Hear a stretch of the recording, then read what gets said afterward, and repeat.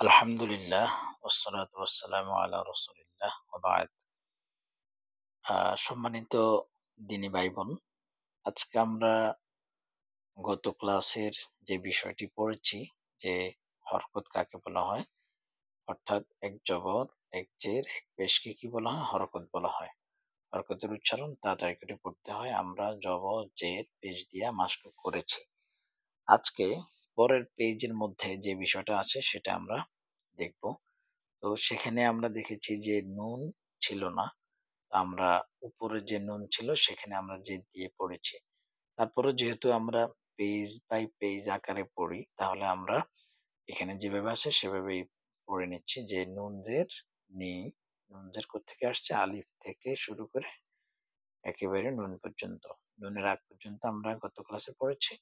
নুন থেকে আজকে শুরু করেছি। নুন জের নি, ওয়াজের উই, হাজের হি, হামজাজের ই, ইয়াজের ই, ইয়াজের ই।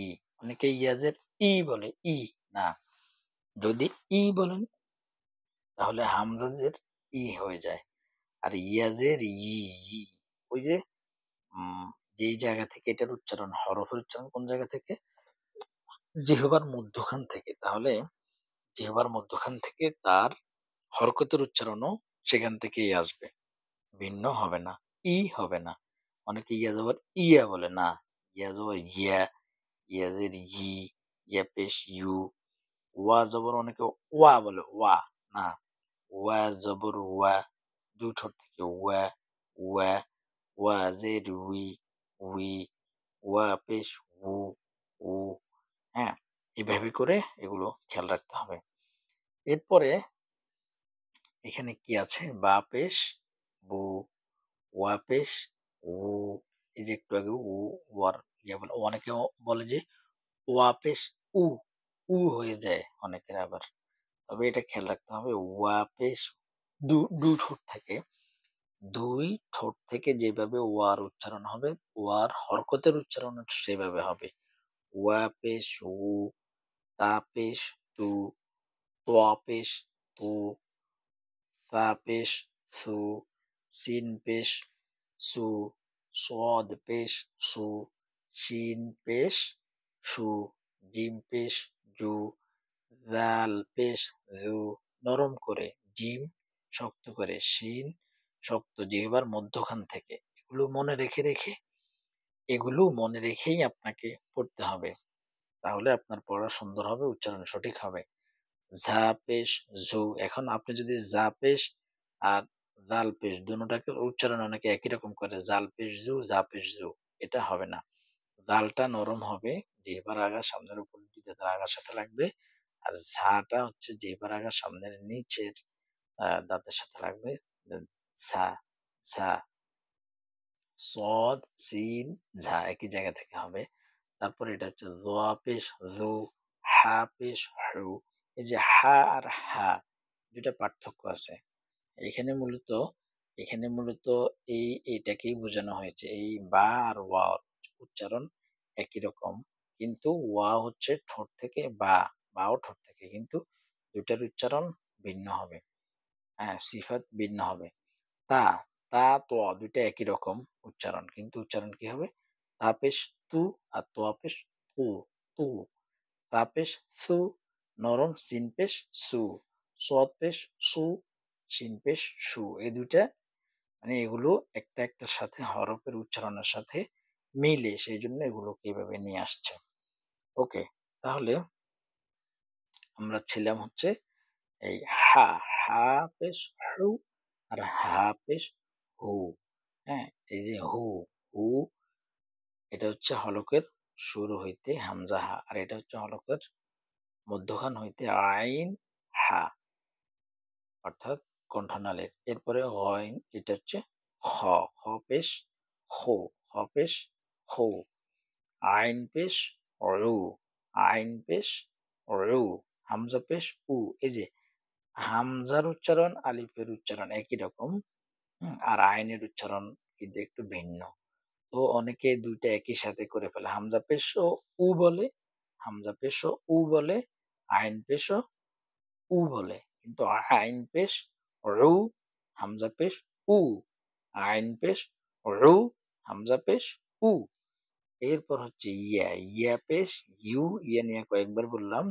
এরপরে অফ পেশ উ, কাপ পেশ কু। অনেকে ২ টা কু, কু বলে না।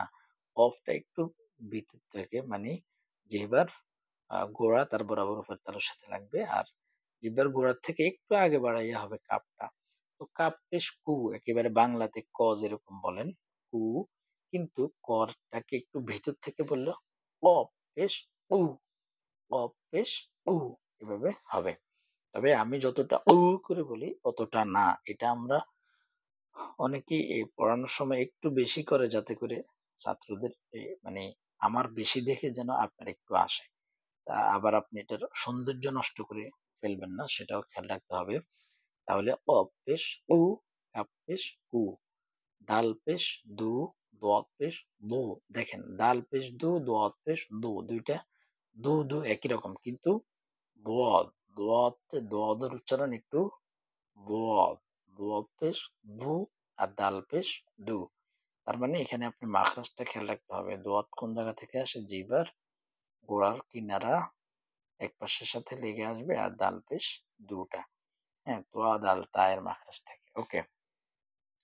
তারপরে নুন পেশ নু, র পেশ রু, গইন পেশ গু, লাম পেশ লু। অনেকে গইন পেশ গু, গু, গু বললে হবে না। আপনারা একটু হলকের শেষ ভাগ হইতে ওই যে একটি ক্লাসে বললাম আপনি পানি যেখান থেকে গড়গড়া করেন সেখান থেকে যদি আপনি করেন যে আ ঘ, ঘ, ঘ, ঘু, ঘু, গইন পেশ ঘু, লাম পেশ লু, ফা পেশ ফু, ফু, ফু।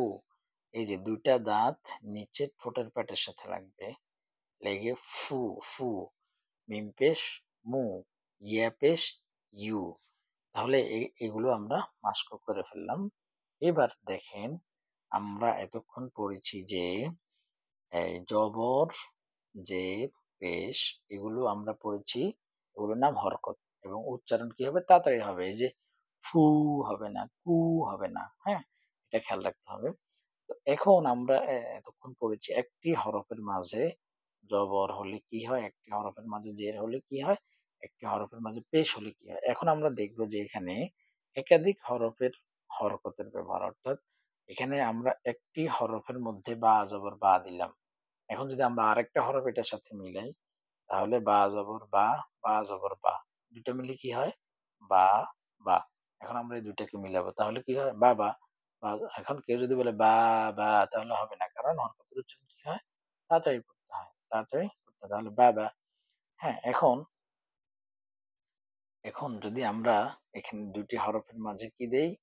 ২ টি হরফের মাঝে এভাবে জবর দেন তাহলে বা জবর বা, বা জবর বা কি হয়? বাবা। যেমন বাংলাতে ব আকার, ব আকার। হ্যাঁ? ২ টা ব আকার, এই ২ টা ব আকার হলো। এখন এই ২ টারে যদি আপনি মিলান তাহলে কি হয়? ব আকার বাবা। তো এই ঠিক আরবিটাও এরকম। হ্যাঁ? এই ১ম এ আমরা এই হরফ, হরফ মানে বা মানে হরফ। আকার মানে জবর। হ্যাঁ? তাহলে ব আকার মানে বা জবর কি হয়? বা। তাহলে একটা বা হয়। এরপরে এখানে বা জবর বা। তাহলে আরেকটা বা হলো। তাহলে ২ টা মিলালে কি হবে? বাবা, বাবা হবে। হ্যাঁ? তো এইভাবে আমরা এখন সামনেগুলো দেখব। এখানে দাদা, নানা, খালা, ফুফু সবার নাম আছে। ওই নাম মনে করিয়ে পড়তে পারেন। তবে এখানে নাম বোঝানো হয় নাই। এখানে ২ টি হরফ ৩ টি হরফ মিললে উচ্চারণ কেমন হবে সেটা দেখানো হয়েছে। তাহলে খেয়াল করুন যে বা জবর বা, বা জবর বা। এটা আপনারা পারেন। এটার নাম কি? বাবা।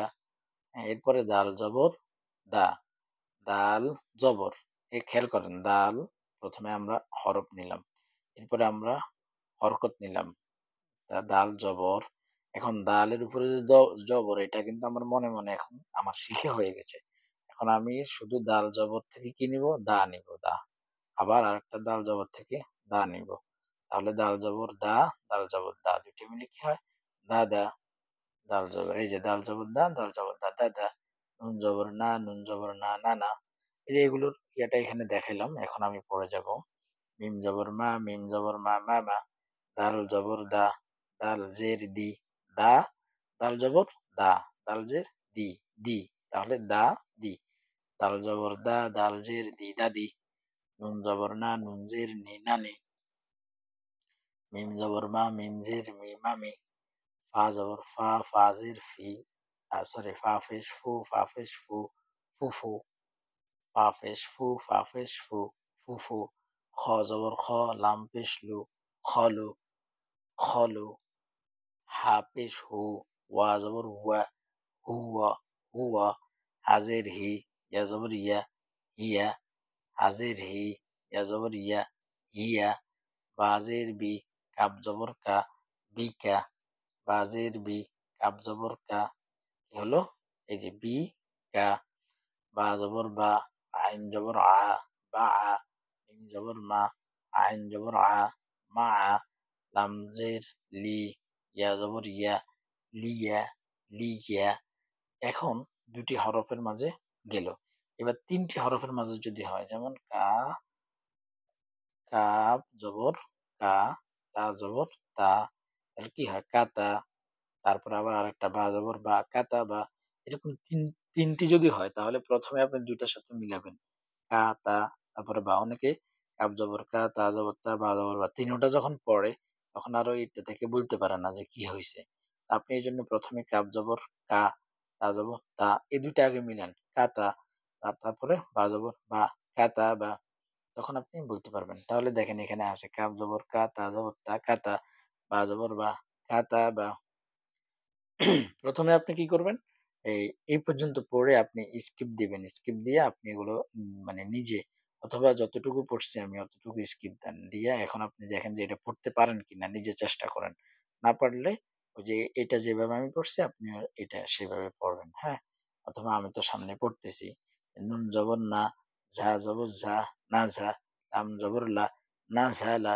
দেখেন আমি নুন জবর না, ঝা জবর ঝা, লাম জবর লা এভাবে পড়ি নাই। কারণ এভাবে পড়লে অনেকে ভুইলা যায় যে সে কি পড়ছে আগে। কারণ সে তো নতুন, আপনি তো নতুন, হ্যাঁ? তো নুন জবর না, ঝা জবর ঝা, লাম জবর লা, না ঝালা, র জবর র, ফা জবর ফা, আইন জবর আ, রফা আ, হামজা জবর আ, জাল জের দি, কি হয়? আ দি। যেহেতু জের হয় তাহলে নিচের দিকে যাবে। আদি, নুন জবর না, আদিনা, বা জবর বা, খ জের খি, বাখি, লাম জবর লা, বাখিলা, সিম জবর সা, মিম জের মি, সামি, আইন জবর আ, সামিআ, হা জবর হা, মিম জের মি, হামি, দাল জবর দা, হামিদা, মিম জবর মা, র জের রি, মারি, দদ জবর দ, মারিদ, খ জবর খ, শিন জের শি, খসি, ইয়া জবর ইয়া, খসিয়া, কাব জবর কা, বা পেশ বু, কাবু, র জবর র, কাবুর, ফা জবর ফা, হা পেশ হু, ফাহু, ওয়া জবর ওয়া, ফাহুয়া, কফ পেশ কু, তা জের উতি, লাম জবর লা, কুতিলা, সা জবর সা, কফ, সা জবর সা, কফ পেশ কু, সাকু, লাম জবর লা, সাকুলা, ত পেশ তু, বা জের বি, তুবি, আইন জবর আ, তুবি আ, কফ পেশ কু, র জের রি, উরি, হামজা জবর আ, উরি আ। তাহলে আপনি ওই যে যতটুকু পড়েন অতটুকু পরে স্কিপ করবেন। করে বাকিটা আপনি পড়ার চেষ্টা করবেন যে আপনি পারেন কিনা। না পারলে পরে আমারটা শুনবেন। শুনে আপনি এটা পরিপূর্ণটা শিখবেন। শিখে ১ম এ একবার এদিক থেকে পড়বেন, পরে এদিক থেকে পড়বেন। এদিক থেকে আবার এদিক থেকে। এরপরে উপর দিক থেকে একবার পড়বেন, হ্যাঁ? উপর দিক থেকে সবগুলো পড়বেন। এরপরে নিচের দিক থেকে আপনি পড়বেন। পড়ার বিকল্প নাই। আপনি মনে করেন যে আপনি পারেন। আপনি আ ১ বার ২ বার পড়ে আপনি মনে করতেছেন যে হ্যাঁ, আপনি তো পারতেছেন। কিন্তু এভাবে হলে আপনার কি হবে? আপনি সামনে গেলে আপনি আবার এগুলো ভুলে যাবেন। আপনি আবার চিনবেন না। আবার কিছুদিন পরে আপনার কোরআন পড়তে হবে। কষ্ট করেন একবার।